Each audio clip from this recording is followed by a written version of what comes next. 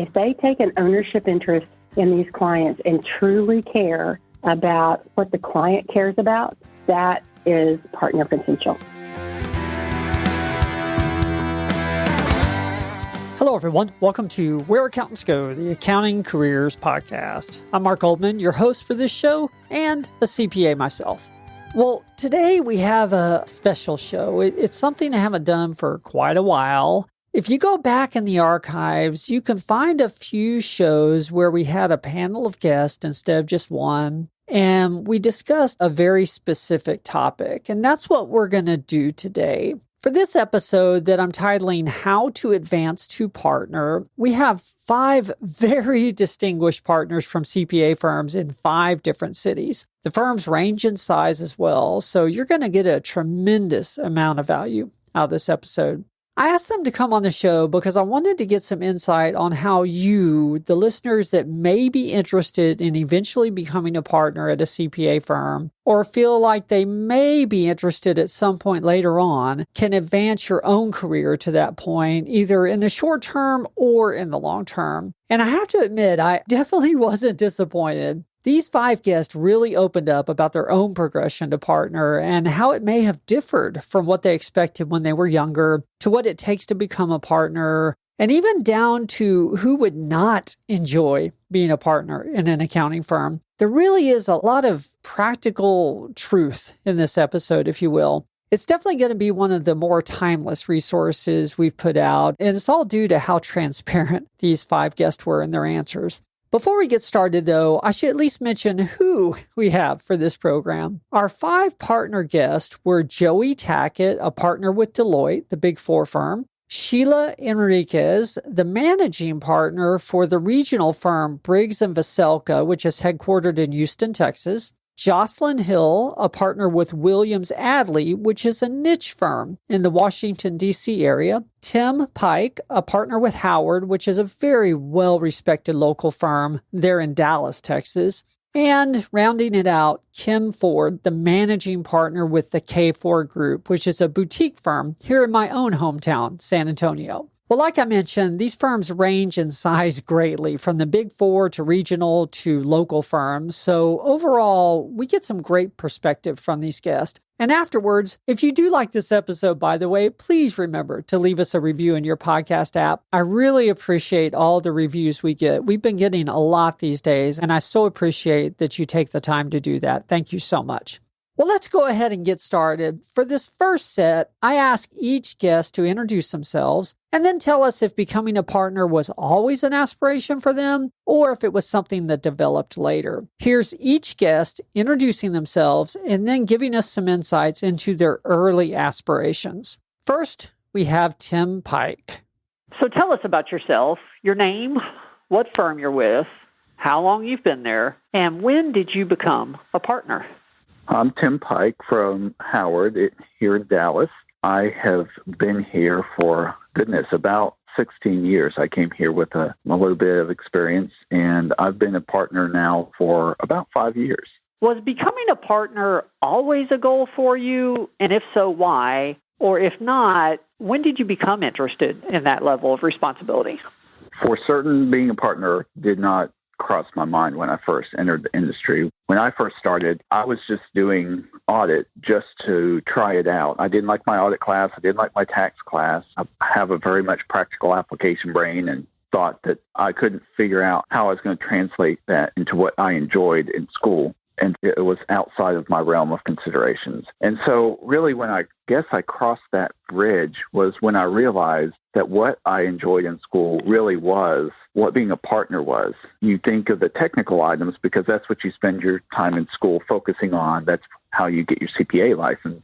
The other classes, the strategic side of things, the marketing, the whole running a business, those were the classes I enjoyed most. And I can't tell you exactly where I crossed that bridge, but it was sometime in the 4 to 5 years of experience range when I actually started managing, developing people, developing work, and started realizing that the partners were running a business and it wasn't solely about the technical. Maybe they spend a little time on the technical side, and of course they become so technically proficient, their efficiency was substantially higher. But somewhere in that almost a audit manager time frame. I crossed that bridge into knowing that it was something for me.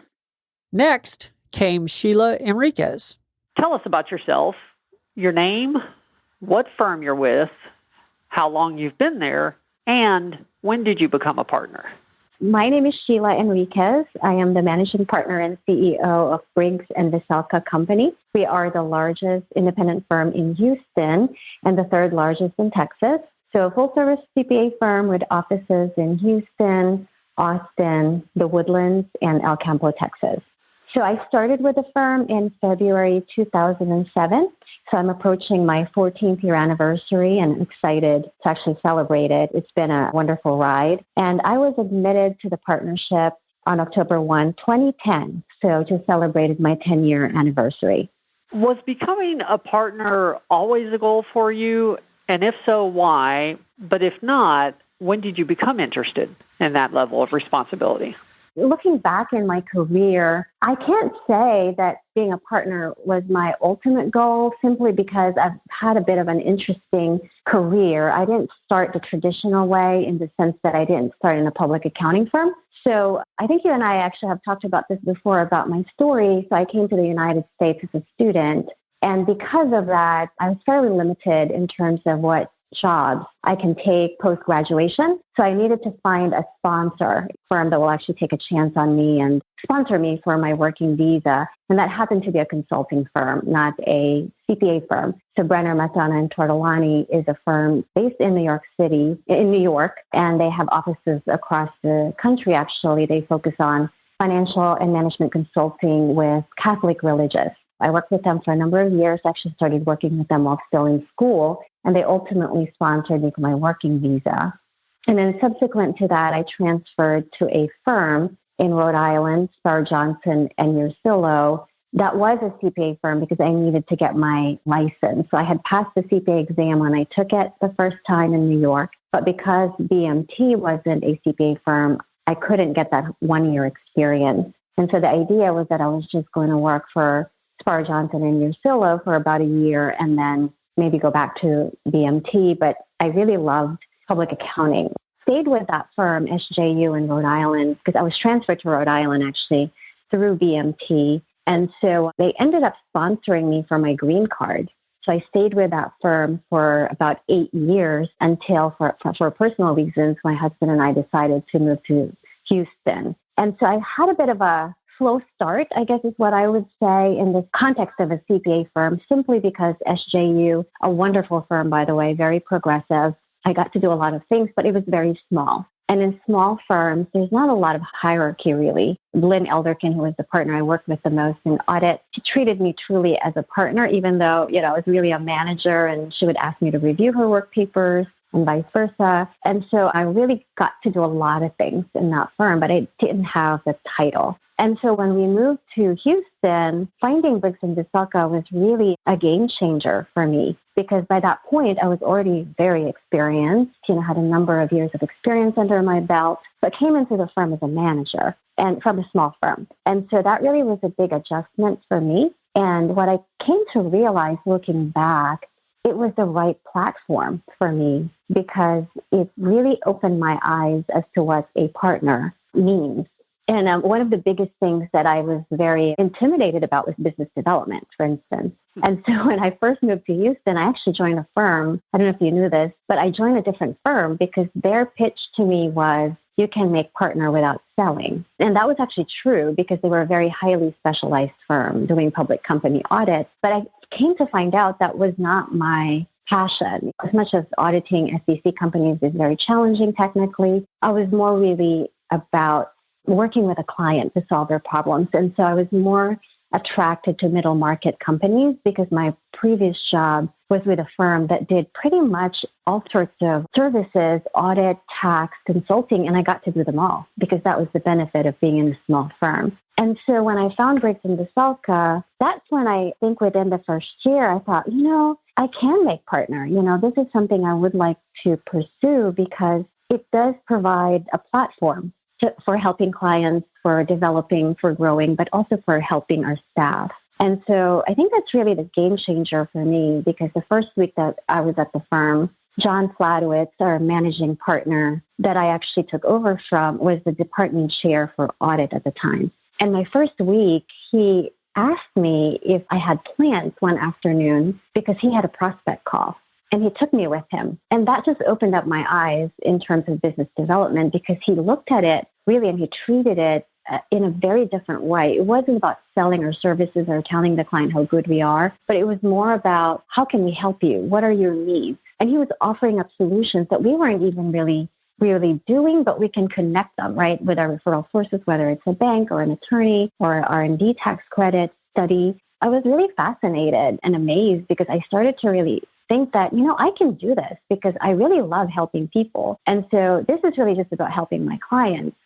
And that just really changed everything for me. And since then, I've taken this perspective of the business development is really about solving problems of our clients. And so that's what we try to teach us at the firm as a result. And then the other thing that brings in the Selka, which proves the point that if you are in the right firm, you can really thrive. So with Briggs and Viselka, they really recognize you as an individual and what you bring to the table. So for me, it was the fact that I had a great interest in litigation support, because at the time I was attending law school in the evenings and was looking for a way to leverage that with the firm, and they embraced it. I remember meeting with the executive committee before I made partner, saying we can develop a litigation support valuation practice, put it under one umbrella. And that was 11 years ago, and our forensic valuation litigation support practice is one of our fastest growing areas now. And so I think in many ways, and I know that's sort of like fairly long-winded, but finding the right firm that really recognize what I bring to the table and able to marry, and I talk about this a lot with our future leaders, marrying the interests of the individual to the needs of the firm, I think really made me realize that I can pursue being a partner and that it will be a very fulfilling option for me, especially considering how late I got in the game. I made partner in 2010. I joined the firm in 2007 as a manager. And so the firm didn't look at me and say, well, you don't have tenure in the firm. What they did was look at me and say, well, you have potential and we'll cultivate that. And I'll never forget, I had my second child in October of 2009. Took a maternity leave, came back in December, and then they signed me up for a leadership training with the Partner Institute, which is a group that trains future partners. And that was a game changer because it really provided me the soft skills, the intangible skill sets, and gave me the confidence to pursue becoming a partner. So I really do credit the firm for changing my mindset, I guess, in terms of what a partner is and can do, and also all the things that you need to do as a partner, the business development being topmost, and shifting and reframing my thinking around that.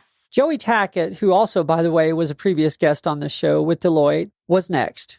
So I am with Deloitte & Touche. I've been there just over 22 years, and I became a partner just over 8 years ago, although it feels like just last week. So I'll tell you a few things about myself. And as you know me, I'm an open book, so I'll share some tidbits here. 43 years old. I was born in South Texas, so technically I'm a Texan, but I was adopted at birth, and we moved as a family when I was a baby to New Orleans. So New Orleans is what I claim at home. I love all things New Orleans, especially my New Orleans Saint. A few things about me. I love God. I love people. And a couple interesting facts. I was the first person in my family to graduate from college. And most importantly, lately, I have a new puppy, so that's really keeping me busy. Was becoming a partner always a goal for you? And if so, why? Or if not, when did you become interested in that level of responsibility? I would love to say that it was always a goal that I strive for and I achieved that goal, but I absolutely never envisioned being a partner. I never gave much thought to it. It always seemed like sort of a pie-in-the-sky dream. So when I joined Deloitte, it was something just for me to have a professional job. As I mentioned, no one in my family had graduated from college, so I didn't have a role model.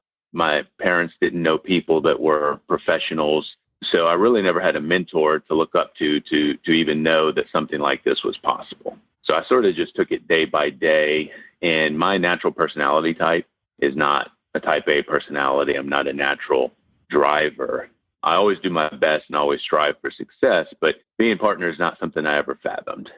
In fact, the more I thought about it, I sort of pushed it off. I don't like public speaking. I'm a little more introverted than extroverted, although many people would not believe that. So I didn't think I had the qualities to be a partner. So I would typically take it 2 to 3 years at a time and say, at the end of those 2 or 3 years, I'll reassess and decide if staying with Deloitte is something I want to do. But partner was way down the road.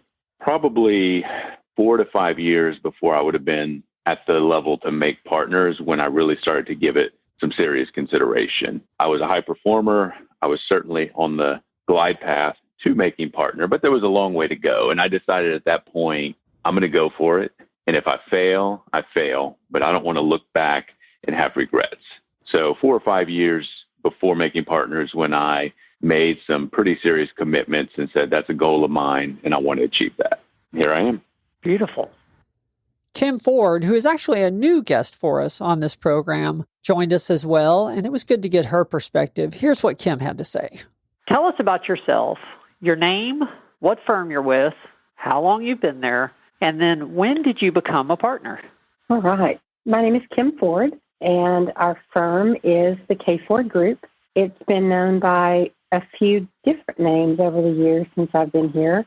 I've actually been with this firm since 1983 when I graduated from college from Texas Tech. It was my first job out of college, and then became a partner in 1994. And so I've been a partner for a lot of my life. I always wanted to be a partner in a firm. I grew up in West Texas in a small town in the Permian Basin and started working for a CPA when I was 16 and realized that this is what I wanted to do for the rest of my life. And so went to school at Texas Tech, got an accounting degree, and then moved to San Antonio. That was always my dream. I always wanted to be able to help clients do more with their financial life. And our fifth guest partner was Jocelyn Hill. Tell us about yourself, your name, what firm you're with, how long you've been there, and then when did you become partner? My name is Jocelyn Hill. I'm with the CPA and management consulting firm Williams Adley in Washington, D.C. I've been with the firm almost 28 years, and I became a partner in 2005, so that's about 15 years ago. Was becoming a partner always a goal for you? And if so, why? Or if not, when did you become interested in that level of responsibility? Well, becoming a partner was not always a goal for me. Early on, I was exploring different career options, and I had worked initially at a CPA firm, KPMG, right out of college, doing financial statement audits. And then I moved to a consulting firm doing contracting work for the federal government. So early on, I had a few different work experiences, so I really wasn't sure exactly how I wanted to take my career. After I landed with Williams Adley, I became interested in being a partner and, began to visualize myself in that role after I had been a manager for several years. By that time, I had become very ingrained within the firm. I had played a role in helping to grow and develop the culture of the firm, and I had some successes on my engagements. But mostly, I respected the executive management of the firm so much and their vision, and so I saw myself being at the firm long term. One of the items that I wanted to make sure we brought out in this podcast was what may have been different about being a partner that you don't realize until you become one. Many of us have a picture in our minds of what being a partner at an accounting firm looks like or what that life is like. But like many things in life, sometimes it's a little different than you would expect. Here's what each guest had to say on that matter. What have you learned since becoming a partner that you didn't realize before? I think being a partner in a CPA firm, it's just like being an owner in any other business. And once you become an owner in a business, then it's your baby. And I knew that partners worked hard because I had great partner mentors along the way at different firms in my hometown and in Lubbock, even here in San Antonio. But I had no idea how much time it takes to be a business owner and how it is all-consuming, and you have to work really hard for it not to be all-consuming. What have you learned since becoming partner that you didn't realize before? I think the most important thing I learned because I always had this concept that partners were much better than everyone else. They handled stress better. They were smarter. But I've learned that partners are people like the rest of us. They put on their pants time, as they say. I like to tell people when I'm recruiting them or when they get hired that I'm no better than them, right? I just have the benefit of 22 years worth of experience. And in fact, many times, they come in with a higher GPA, a better wealth of experience, more diverse thoughts. So I always encourage them to think big and never think of themselves as less. So partners are just like anyone else. Another thing I've learned is that challenges come at all levels. I think a lot of times we live with the mentality of, if I can just get promoted to manager, if I can just get promoted to partner, then everything will be easier and I won't have all these stressful situations. Well, good news is it's nice to make partner. Bad news is challenges come at all levels. So try to focus on what you're doing and do the best you can while you're in that position. But realize that each and every role is going to have stressful situations, stressful challenges. They're just new challenges that you didn't have before. And finally, to my long-winded answer, I realized that people matter at every single level. The key to my success is hiring and retaining good people. If you can hire and retain good people, take care of them, then you're going to go a long way. And no partner, no person can do it alone. What have you learned since becoming a partner that you didn't realize before?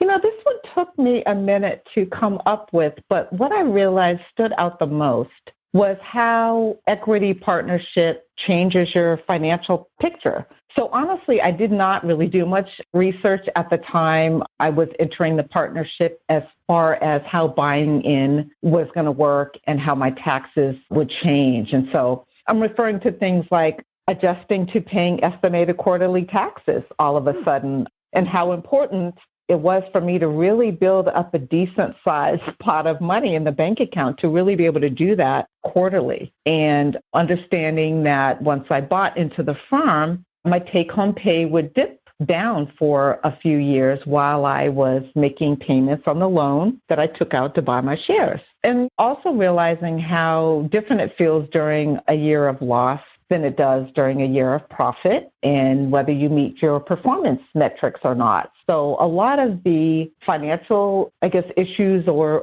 things to consider, I really had not thought of prior to becoming a partner.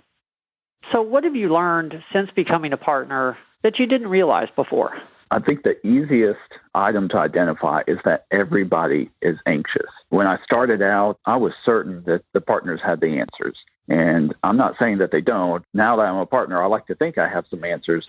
But the truth is that I'm still anxious, and we still have to be responsive to changes in the industry and changes in technology, and then developing humans.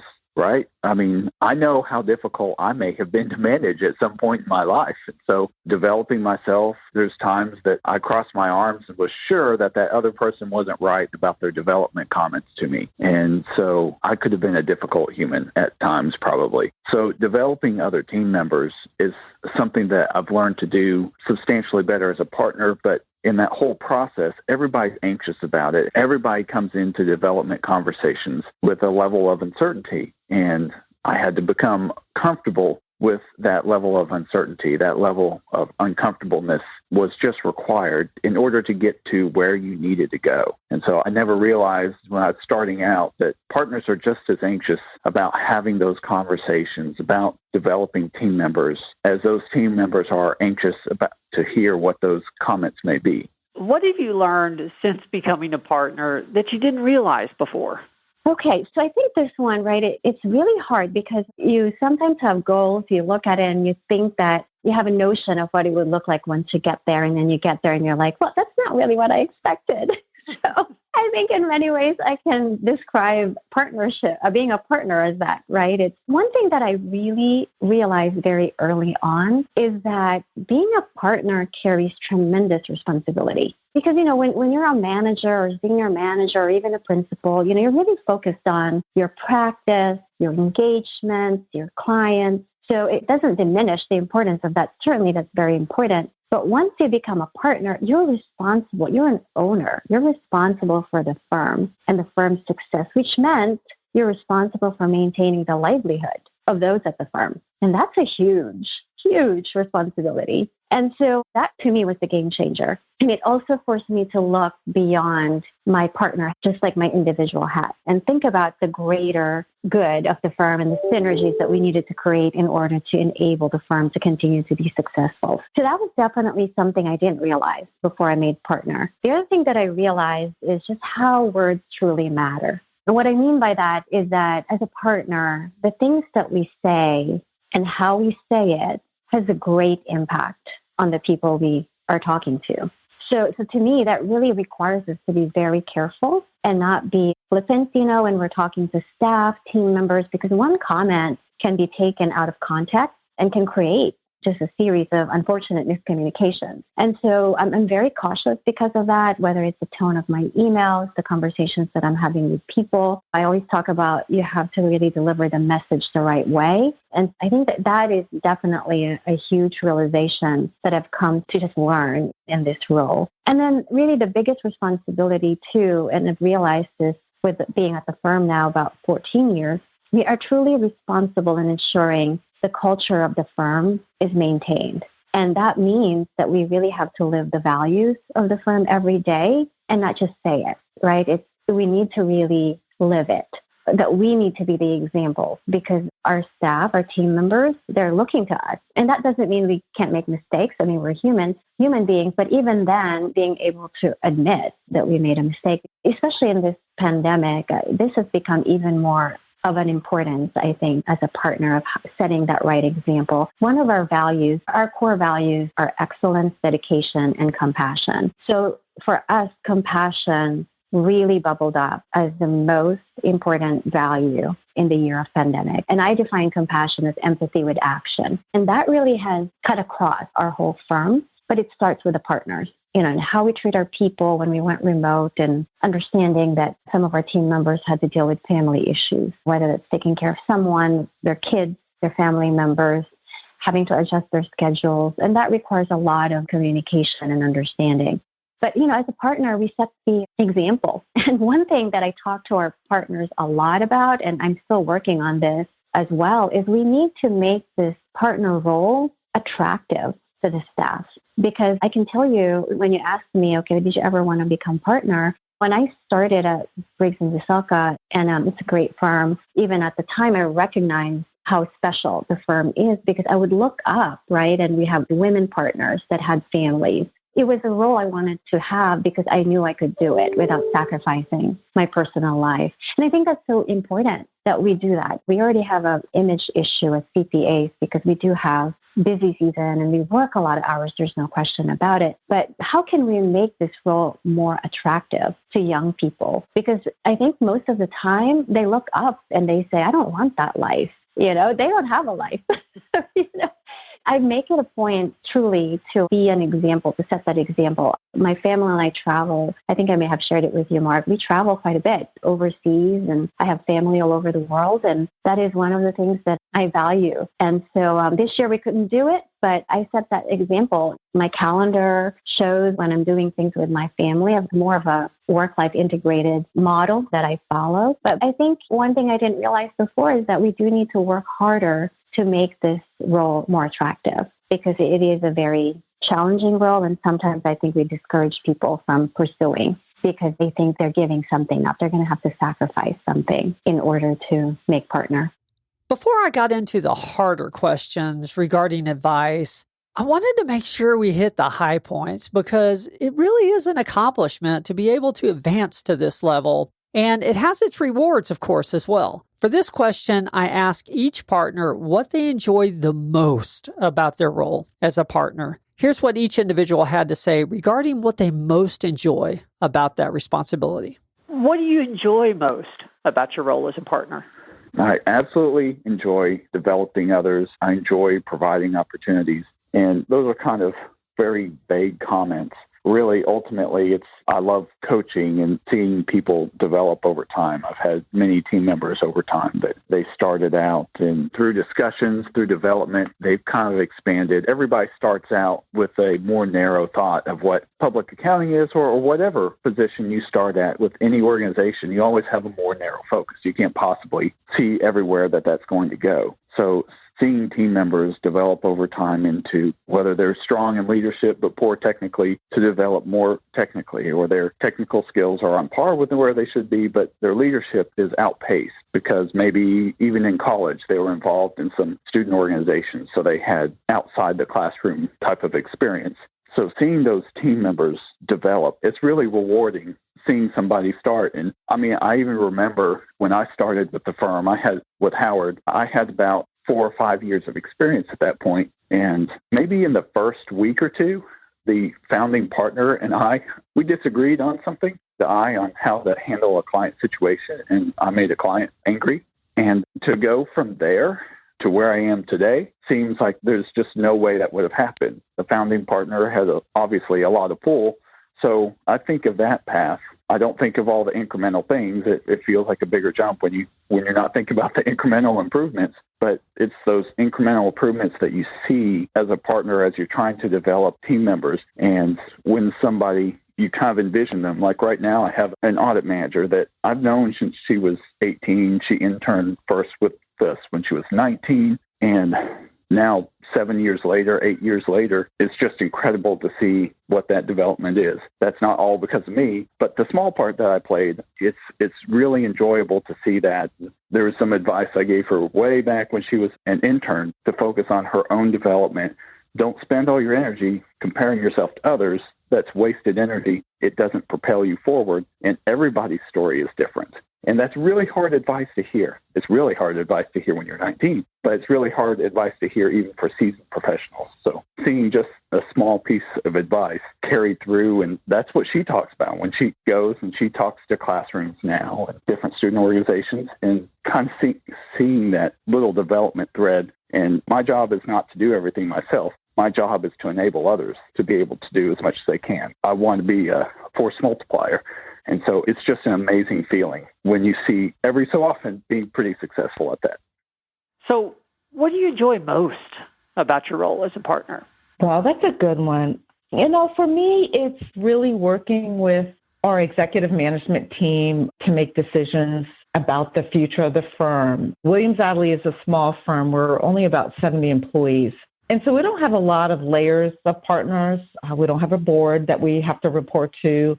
We don't have a complicated legal structure that restricts what we're able to do. And so because of this, my 2 other partners and I are very involved in all facets of the firm, from strategic planning to operations to staff development and client service, and of course, business development. And we're able to make decisions that impact the firm fairly quickly, fairly easily. And so coming together and having a hand in what's next for the firm and for our employees is very rewarding and also exciting. And so I think that exchange of ideas and making decisions that we all decide this is what we're going to do, that's actually very enjoyable.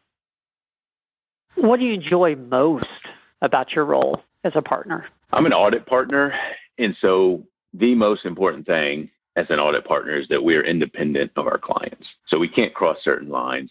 But as I mentioned, I love people and I love developing relationships with them. And so I like to spend time with my clients, getting to know them better. Obviously, not crossing the line of independence, but where I can help and advise them to do so. And then helping people succeed. That's certainly one of the things that gives me the most pleasure and really a big reason why I continue to be a partner. It gives me a unique opportunity to hire people, to develop people, and to see them succeed at all different levels. I've had the very, very great pleasure of seeing some good friends get promoted to partner and some good friends and colleagues get promoted to other levels within the firm. And to see their joy and their happiness of achieving that goal means a lot to me. What do you enjoy most about your role as a partner? That's easy for me. What I enjoy the most is working with our team members and truly developing people through the firm initiatives and so creating opportunities for people is just near and dear to me. And it's really just being part of something bigger than myself, because as we look at the initiatives of the firm, we're really creating these efforts that have a long-lasting impact on the firm, that creates, for instance, niche areas similar to what I've been able to take advantage of in the firm, creates a pipeline, right, of leaders, because we're creating areas that's interesting to them, but also areas of growth in our firm. So we're highly focused right now, for instance, in developing our energy practice, our client accounting services practice, our private equity practice, our SEC practice. And in all of these areas, we have found people that have a great deal of interest and affinity towards these individual and separate but complementary services in the firm. So I really enjoy that, being able to see the bigger picture, because I, in my role as the managing partner, certainly am seeing the efforts really come together and driving this strategy for the firm. So the most rewarding thing for me is just really making a difference in our team members and our clients' lives. And it's just so neat to be in a profession, right, that has a purpose. And I think that really became very evident in this pandemic. I would say that working with our people and our clients is what I enjoy the most. What do you enjoy most about your role as a partner? What I enjoy most about being a partner is truly getting to help our clients and make a difference in their lives.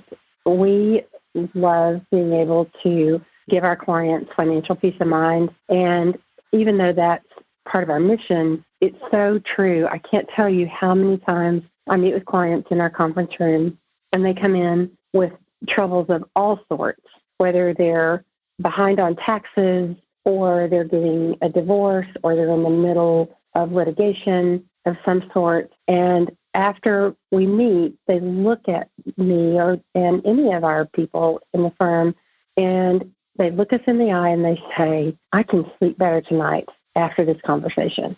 And that's what makes the world go round for me. Well, now we get into some of the most valuable parts of this episode, what I really wanted to touch on. Since so many college students and those early in their careers aspire to become a partner someday in an accounting firm, at least I did, and many of the people that I knew at that point in their early careers did, I wanted to see what advice these partners would have for people just starting out in their careers. Although several points really could work for anyone at any stage, this question was specific to those just starting out. So please keep that in mind as you listen. This is what our guest partners had to say regarding advice in that area. So let's say someone is very early on in their career, the first couple years, and they feel like they are interested in becoming a partner in an accounting firm. They aspire to become a partner. What advice would you have for them? Great question. I think the obvious would be to develop their technical skills. So whatever technical area they're working in, whether it's IT or primarily audit, to really know their craft, so to speak, and hone their technical skills. The second is really about the soft skills, and I think people underestimate the importance of people skills and presentation skills and even writing skills when they're becoming a partner. And these are skills that may take time for some people to develop over the years. And so I would suggest that they focus on that, because they are very important skills. When you get a partner, you're sitting at that top seat and you're responsible for a wide variety of tasks, and you're responsible for the people that work for you in the firm. And so good emotional intelligence is really important in doing that job well. Yeah, I've got one more. I would say try to get exposed to business development as early as possible. So if you're aspiring to be a partner, think about that aspect. It's one of the key roles of a partner, bringing in business. And there are some things that someone can think about and do early on, hopefully, within their organization. It could be as simple as learning what's going on with your client, getting used to talking to your client, asking them what their needs are and how you can help serve those needs, or whether it's helping to write a proposal or a white paper. So getting exposed to business development and getting comfortable with it early on, I think, is really key. If someone aspires to become a partner, what advice would you have for them early in their careers? Looking back early on, I would say play the long game. If you think about the prospect of making partner, too early in your career, it's going to seem like something that's very difficult to achieve, or it's so far off, you might tend to think I'll never get there, or you might focus on the wrong things too early in your career. So I would say focus on the process, and then the results will take care of themselves. And what I mean by that is at each different level, you'll have roles and responsibilities. Do the best you can on those, give 100%, and success will take care of itself. A few other things I would say is be adaptable. We live in a vastly changing world. Things are changing faster than we can stay up with. So we have to focus on the end goals, but how you achieve those needs to be flexible. I've heard it said like this: stay married to the message, but not the methods. A few other things. In today's day and age, building diverse teams is vital, right? If we live in an echo chamber and we all have the same thoughts and experiences, we're not going to get the best and the greatest ideas. So surround yourself with good, high-talented, diverse people as much as you can. Self-care is extremely vital. So you have to find a way to step back and take a break. There's always going to be something clamoring for your time and attention, but you need to make sure that you're taking the time that you need to refill the tank in whatever form or fashion that takes. Personally, I love to exercise 4 or 5 times a week, and certainly that takes time, but the benefits that it provides, I think, more than outweighs the time that takes. And lastly, and this might be the most important thing, but if someone aspires to be partner, always be honest. Integrity, in particular as an audit partner, is the most important thing. It's something that once it's gone, you can't get that back. If you mess up, own it and move on. You can recover from that. Things can be fixed. It takes a lifetime to build a reputation, but sometimes only a few minutes to ruin it. If someone's very early on in their career, in other words, just the first few years, first couple years, and they aspire to become a partner, what advice would you have for them? That's an interesting question because, as I said early on, I always wanted to be a partner. And so the way I acted as a young staff member was like a partner. I emulated what the partners did. I made sure I wore what the partners wore. I made sure I paid attention to what they said and how they responded to the clients. And I took ownership of clients and families of clients. And that's what made a difference. And that's what makes a difference to me when I see a young person coming up in our firm. If they take an ownership interest in these clients and truly care about what the client cares about, that is partner potential. If someone aspires to become a partner, what advice would you have for them early in their careers? Or in other words, if someone's in the first couple of years of their career and they aspire to become a partner, what advice would you have for them? My first piece of advice is relatively rudimentary. You have to remember that it's about being an owner. You want to become technically proficient, but an owner requires a skill set that is different than a technician. So you just have to keep that in mind as you're developing yourself. And then I would tell them to focus on the team. Don't try to make active decisions. When you're presented with opportunities, don't make active decisions as to, I'm not quite sure how this is going to propel my career forward. You can't always tell before you get there what skills that you might need in order to be successful. I was so thankful that I was just getting started in the profession or even just getting started in outside organizations. One of the organizations I'm involved in, the TXCPA, there's a couple of opportunities there just to go start talking in classrooms to students about different opportunities or career awareness. I started in that group, and from there it kind of fingered out to different things. So I got to know more about marketing, got to know more about strategic planning, and the opportunities sometimes are kind of hidden. They wear overalls and look like work, some people will say. So don't try to guess which ones will result in something that will improve you.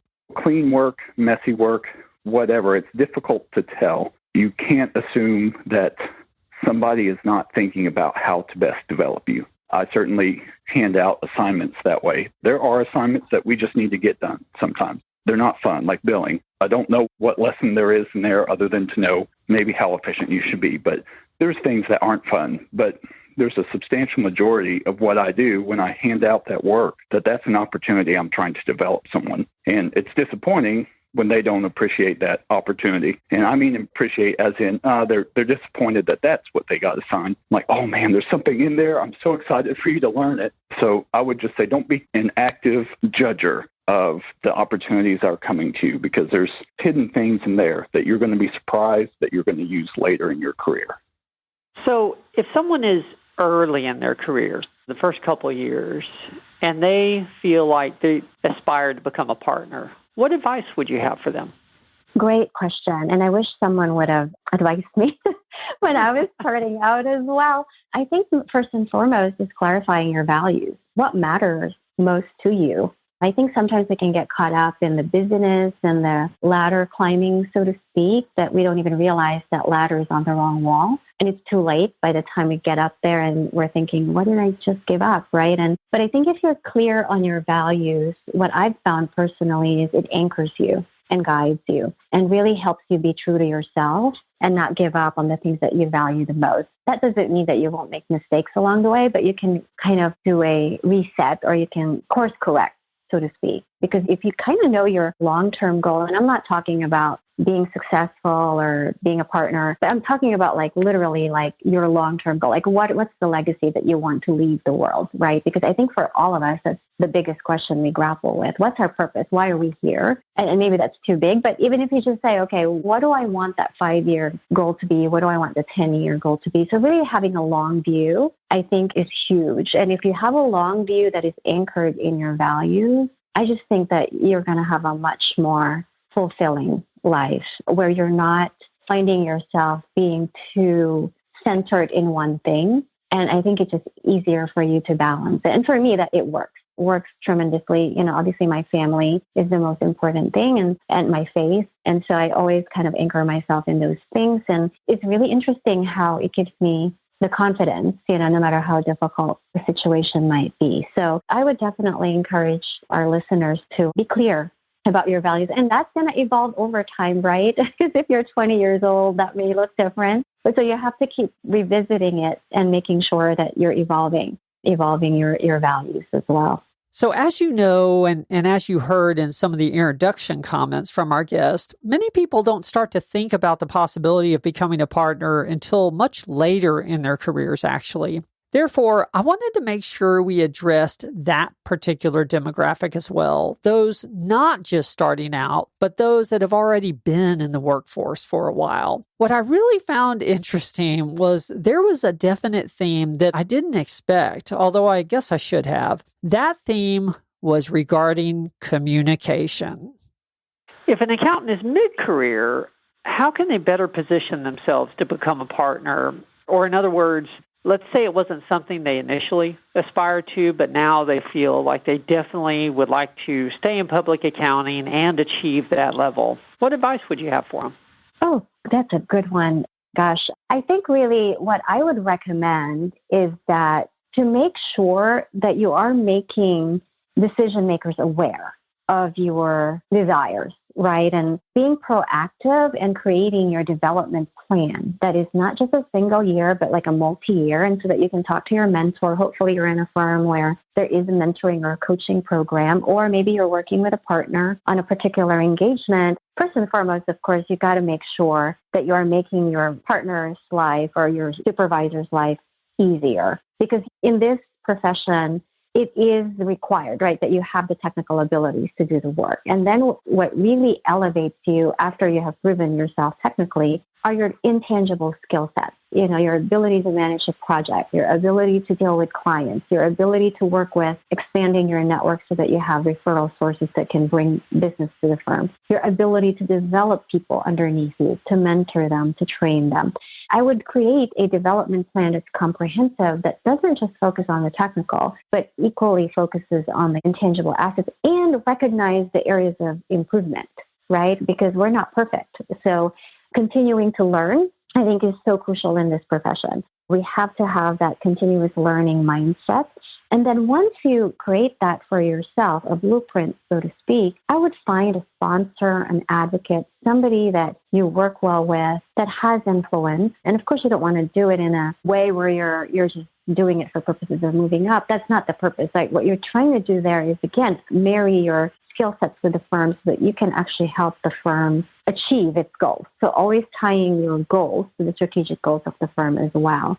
So one thing that I have seen, and this is something we work hard at B&B, is sometimes we have this notion of leadership, I think, where we have a view that it's somebody that's confident, is not afraid to speak, right? When you're in a group, or just this stereotypical quote unquote leader. But what I've found is that we can all be leaders. We can all lead from our seats. And it doesn't matter what personality you are. I actually, frankly, I'm an introvert. It still gives me butterflies, whenever I have to speak with someone. Even this conversation with you, Mark, and it's just the two of us. But the reality of it is, again, if you're clear on your purpose, it gives you that confidence. But I cannot overly stress the importance of having people that you trust, your mentors, that can check you, that can provide feedback. This is so crucial. You have to receive feedback with grace, because that's the only way you're going to know your blind spots. To this day, I continue to ask for feedback. I continue to ask my team to say, hey, I have blind spots. Tell me if I'm doing something, because I would rather you tell me than that I make a mistake. And just being secure in yourself, right, to be able to ask for that feedback, I think is very crucial. But I cannot also overemphasize the importance of getting visibility. Just putting your head down and doing the work doesn't get you that. You have to really raise your hand, take on challenging projects, create your brand as a professional as well. So I know that there's a lot there to unpack, but I would say take ownership of your development by creating a blueprint, your business plan, so to speak, for yourself, or your development plan, and then finding a sponsor or mentor to help you through that process. So based on what you said earlier, I think this is a really appropriate question for you. If an accountant is mid-career, how can they better position themselves to become partner? Or in other words, let's say it wasn't something they initially aspired to, but now they feel they definitely like to stay in public accounting and achieve that level. What advice would you have for them? One of the most important things, and this was extremely important to my success, is finding a mentor. So no matter what firm you're with, I'm sure that you're going to get assigned a formal counselor relationship. You may have a buddy, depending on what level you're at. But if you can, find a mentor that's outside of sort of those formal networks, someone that has achieved success, someone that you trust, and someone that's going to be brutally honest with you, right? So if you have things to work on, you don't need someone to just be a cheerleader for you and tell you you're doing everything right. You want someone that's going to be honest with you and someone that can guide you through all levels of the firm. Whether that mentor is a senior partner, a younger partner, a mid-level partner, really doesn't matter. Just someone that you trust and that's willing to spend that time with you. As I said, my mentor helped guide me through Deloitte since I was an audit senior and promised me that they would not retire from the firm until I made partner. And they kept true to their word. They did not retire. And they retired right around the time that I was making partner. A few other things, always ask for feedback. None of us like to hear that we're not doing a good job or we have points of improvement. But if you're not getting the feedback and not learning the things you need to work on, then ultimately you're going to fail. And if you haven't had that feedback, then you won't have a chance to correct that. I think I mentioned this before. Always surround yourself with good people and take care of your people. Usually the firms will allow you certain programs where you can give them spot awards and things like that, take them to lunch. But probably even more importantly is just taking the time and the effort to say thank you to them one-on-one. And they know when you sincerely mean it. And when someone feels appreciated, they will just run through walls for you. A few other things I'll say is, to the extent you can, be strategic in the opportunities you say yes to, and realize that you do have the ability to say no. Not to every opportunity, and it takes some discernment to know when it's what we call a voluntold assignment, where you might get asked, but really the answer needs to be yes. But you do have the opportunity to say no to some things. So avoid distractions as much as you can. If it's not strategic to your path to partnership, and that goes along with consulting with your mentor, then it's just a distraction. Andy Stanley has a podcast that I listen to, and he has a great quote that I had to write down. And he said, distractions have a way of showing up on your doorstep, masquerading as opportunities. So if an accountant is mid-career, how can they better position themselves to become a partner? Or, in other words, let's say that wasn't something they initially aspired to, but now they feel that they really enjoy public accounting and they would like to achieve partnership level. What advice would you have for them? I would first suggest that they let their upper management know that it is a career aspiration for them. So let that be known and talk to others in senior management. Tell them that you want to be a partner and ask for some specific advice. Depending on your level, maybe you could talk to a partner that you're close to and tag along to a few meetings to observe really what goes on in some of those client meetings or those business development meetings, to observe what the partner says or does. And I would advise anyone to seek out a mentor at that point in their career if they did not already have one, preferably someone who's already a partner that really can talk to them frequently and help them as they kind of create that path for themselves. I'd also, again, if you can, show executive management that you can develop a business. I know in my career, I observed that some of the managers or senior managers that got the most attention were ones that were actively interested in business development or had actually helped to bring some work in. That will get someone's upper management attention very quickly. And so, again, just not to overlook that business development piece. If an accountant is mid-career, how can they better position themselves to become a partner? Or in other words, let's say it wasn't something that they initially aspired to, but now they feel that they definitely enjoy public accounting and they want to achieve that level. What advice would you have for them? Yeah, definitely. And that's a tough question because there's so many of us that decided. I decided what I feel is kind of mid-career. And most of the partners I know decided more mid-career. There's only maybe 2 out of the 8 partners we have at Howard that probably started out saying, yeah, I want to be a partner. So I think this is very germane to what most people experience. And I would definitely say when you make that decision, I would say spend some time developing yourself. I had an individual that came to me, it's probably about 5 or 6 years ago now, that this is the exact scenario. They decide, oh, maybe I want to become a partner. And I told them, well, okay, here's a couple of things that you may think of. These are non-technical items that you need to develop. It's already within kind of our role matrix, and this is what the different levels kind of focus on. But depending upon the person, hit all attributes 100%. Nobody does. So I said, well, if that's the truth, then I would give an outsized emphasis to these couple of items. And I said, one of them, in order to do it, you need to be more comfortable, maybe not with public speaking, but you need to be more comfortable with communicating with clients and communicating with the team. Because being a partner, 2 of the biggest roles are developing people and developing work. And those both require quite a bit of communication. So I encouraged them to join an organization called Toastmasters, and they asked me about it, and I gave some background. It's about 1 hour a week and how the meetings ran. And after the discussion, she said, I don't have the time for that. I said, well, I'll give you the time. I'll make that work. If there's a meeting that's lunchtime and you need drive time or whatever it is. And they decided that they didn't want to do that. And I was a little disheartened.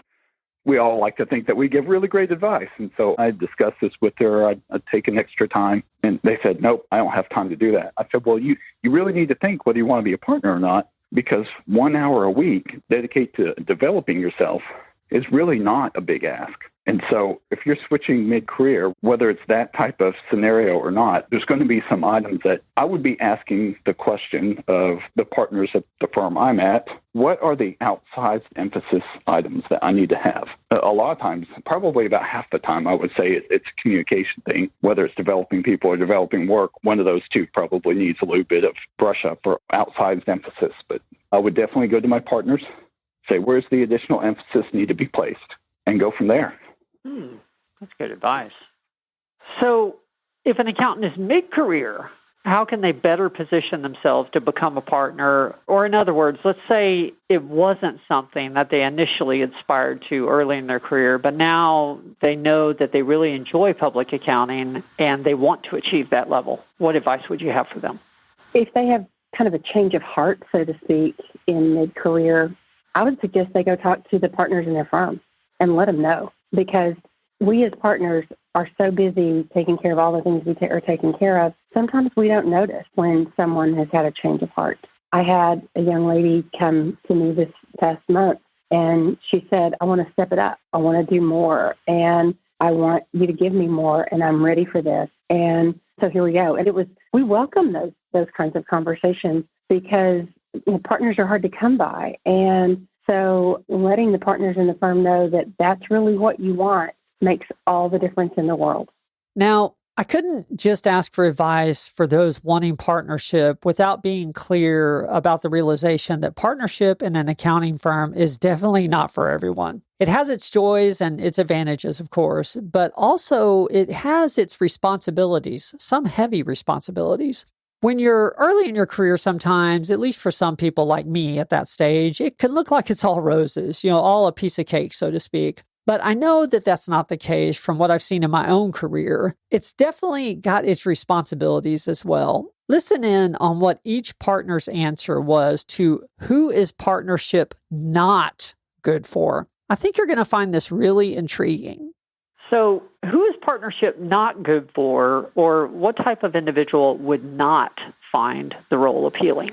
I think that the opposite is true for the kind of people that don't want to be a partner, in that if you just want to come to work and do your job and clock out at 5 or 5:30 and go home and not be bothered by what's going on with your clients after hours or during the holiday season or whatever, then it's not right for you. Partnership's not right for you. And that's okay too, as long as you're willing to work hard for the clients while you're here. But that's really the only people that I would think it's not good for, because the reality is it doesn't mean that you have to work a lot of hours to be a partner, although we all do. But it's really about the mindset of, do you want to truly get involved with these clients and understand what their thoughts and worries and fears are and help them through this? Who is partnership not good for, or what type of individual would not find the role appealing?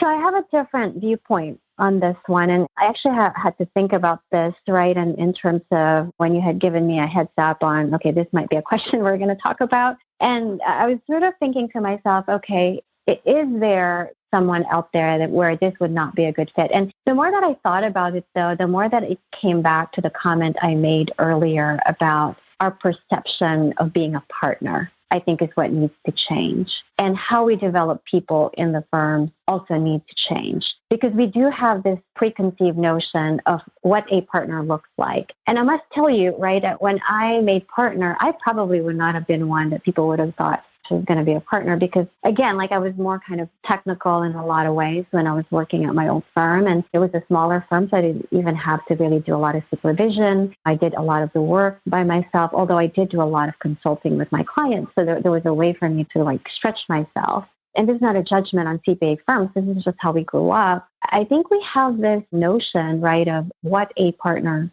looks like.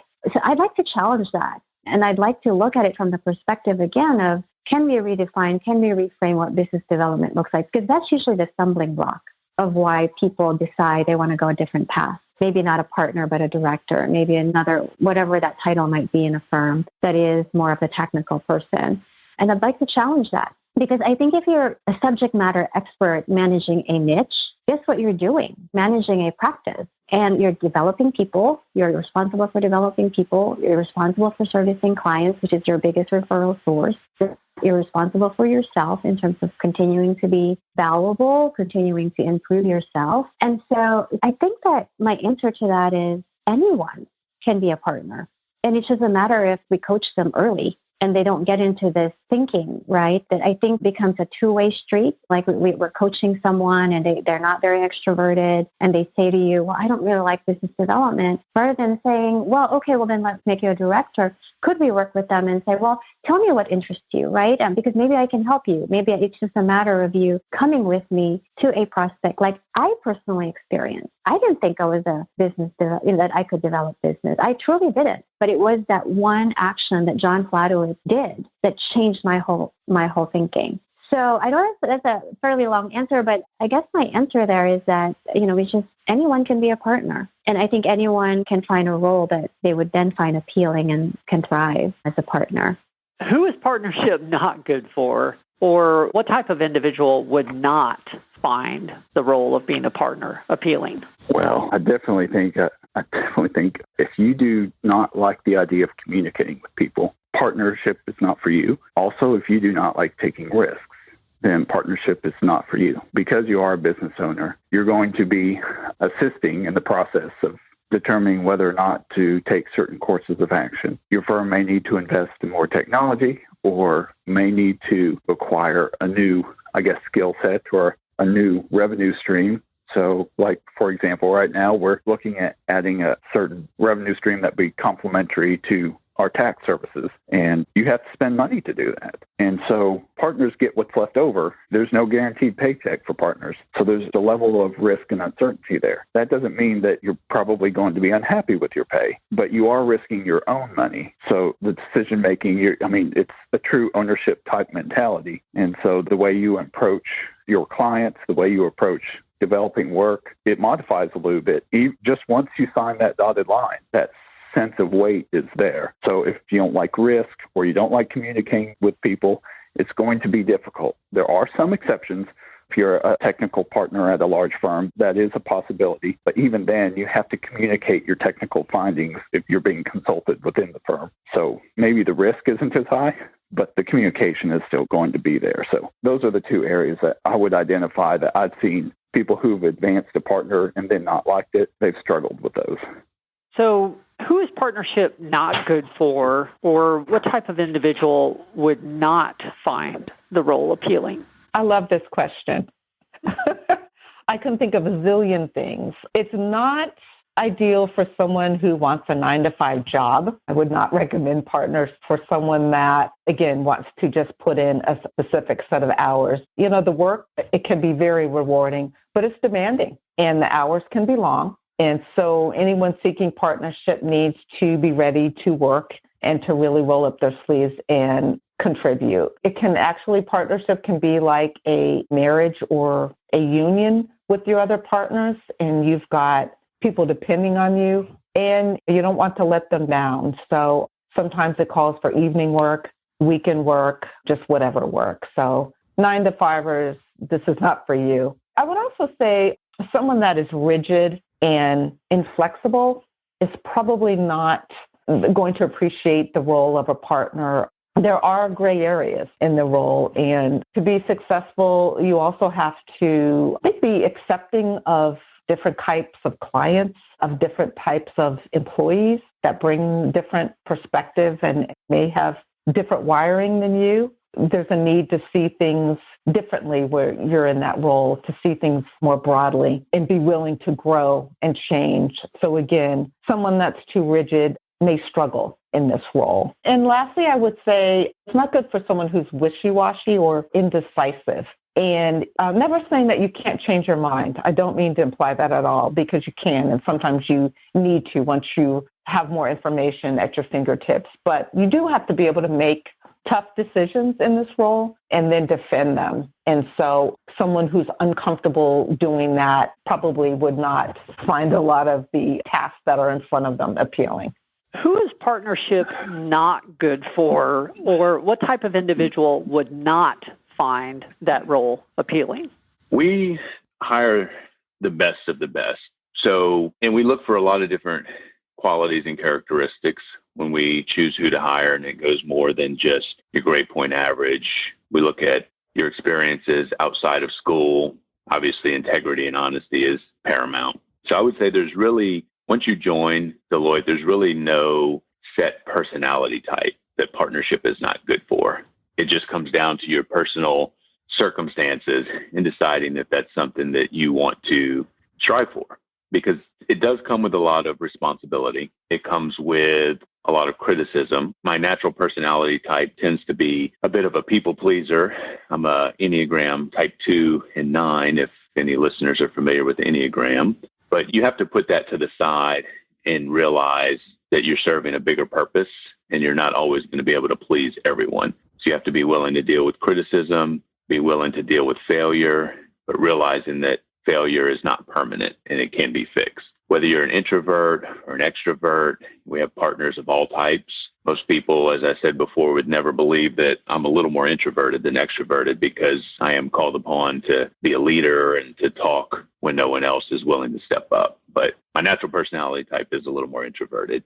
So really, if you have the right integrity, character, and honesty, and it's a goal of yours, it's definitely something that anyone can achieve.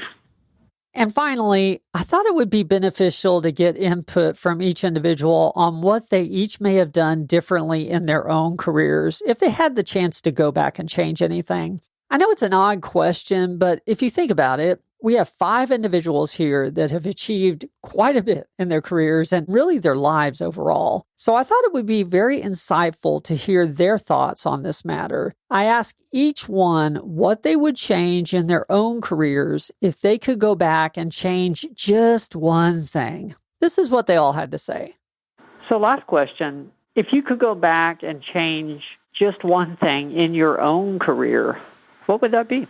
This was a hard one for me as I looked at your list of questions because I've loved my career. I've loved every step of the way. Not that it's been a bed of roses all the time. There's been lots of ups and downs and bumps and hiccups, but those have also been learning opportunities.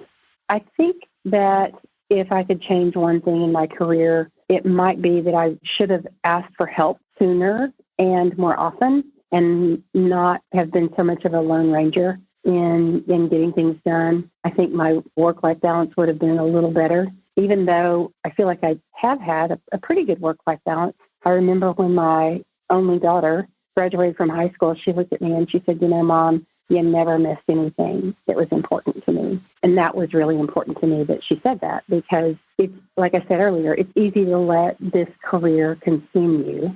And I believe that it's really important to ask for help.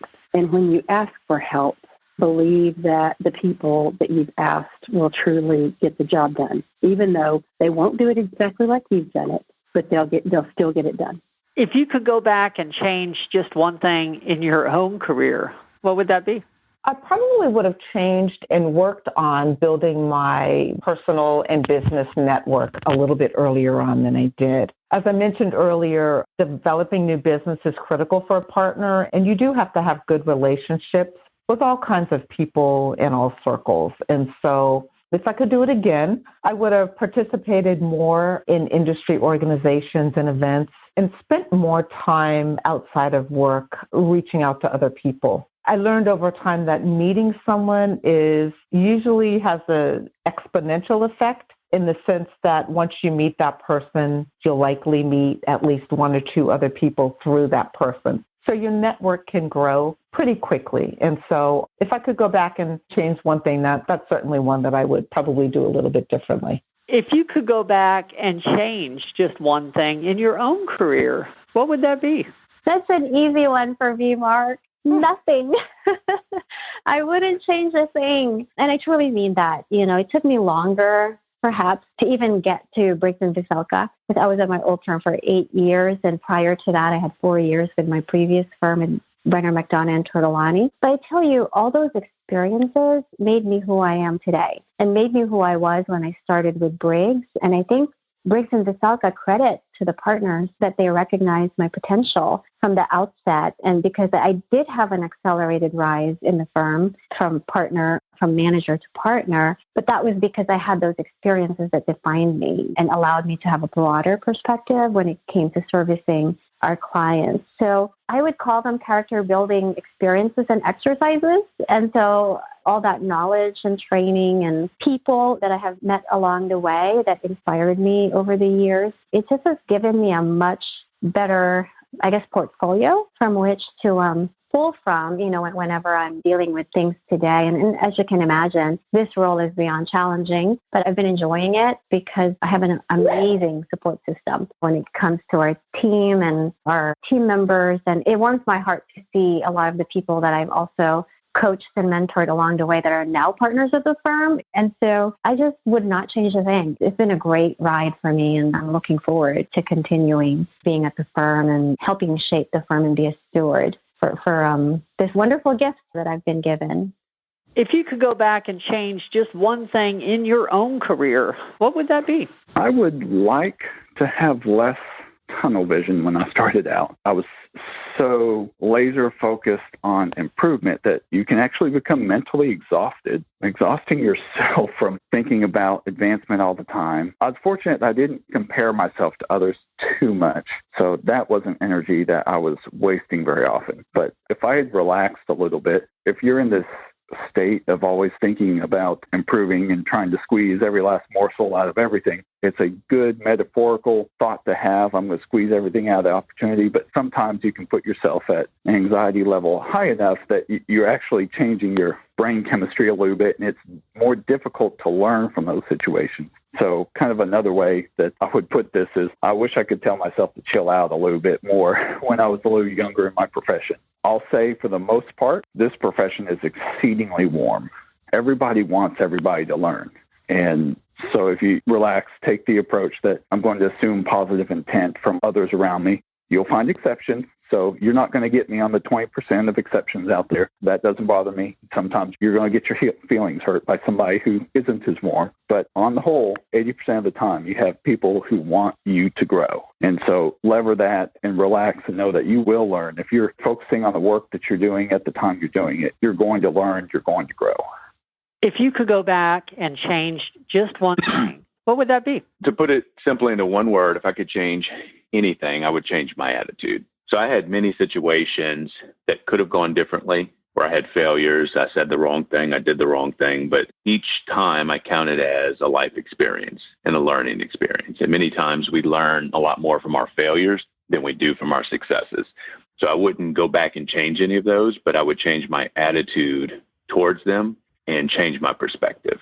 As I mentioned before, we have a lot of stressful situations. We have a lot of tough times, and we're always waiting on the next thing. And we believe that when that happens, the stress will go away. Well, you're always going to have challenges in life, but if you change your attitude and change your perspective, you can see that challenge as an opportunity. You can see it differently. And I always like to remember this because this is true. No matter how stressful your life seems, no matter how difficult that problem, there's someone here locally, there's someone on the other side of the world that is literally praying to be in your position, and they would trade places with you in a heartbeat. So if you focus your perspective a little differently, all your problems will seem a lot smaller.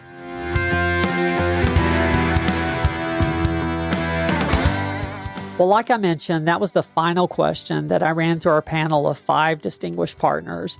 I didn't realize this during the interviews, and actually it didn't occur to me until after I was compiling this show, meaning, I was piecing everything together, mixing and mingling the answers from each guest, et cetera, et cetera. But if there was one overarching theme to this podcast episode, one theme that ran through what it takes to become a partner, what they enjoy about the role, advice they have for those aspiring to the position, and even those individuals that may not enjoy the responsibility of being a partner in an accounting firm. That one theme that runs through practically every single answer is relationships. Relationships. Each partner talked at least at one point about how they enjoyed developing people. They all also referred to business development or at least maintaining client relationships at some point as well. And even when you think about moving up to partner, many of them talked about the value of a mentor and open communication with your upper management during that time. And when you boil all of that down to just one aspect, it's relationships. I think it's really interesting and really intriguing that success in a field like accounting, something that many people in society see as unemotional, very black and white, very structured, very predictable, very technical, maybe even a little cold by some individuals in society. I think it's very interesting that it can come down to something as emotional and as variable and touchy-feely like relationships. And I think that's the lesson in this episode, although there are many. But that's definitely one of the lessons in this episode, is that it's something we probably all should ponder in our own careers, regardless of whether or not you want to be a partner. Relationships truly are extremely important in our field. That was definitely very insightful. Well, this has been another episode of Where Accountants Go, the Accounting Careers Podcast. I really hope you enjoyed this one. It takes quite a bit of effort to put on these conglomerate shows and piece them together, much more than the typical single guest show. But I feel it's really worth it because we get so much insight from all the guests. Plus, it's just interesting to hear both the differences in responses as well as the similarities. I know I always learn something, and I hope you did as well. If you did enjoy this show, please check out some of our other episodes also, our training classes, our books, everything we've got out there online. We have a lot of resources out there to help you in furthering your own career. And as always, if there's anything I can do for you personally, please reach out to me. I'm very findable on LinkedIn. Well, thank you again for joining us. I'm Mark Goldman, your host for Where Accountants Go, the Accounting Careers Podcast, and we'll see you all next week. There's more to come.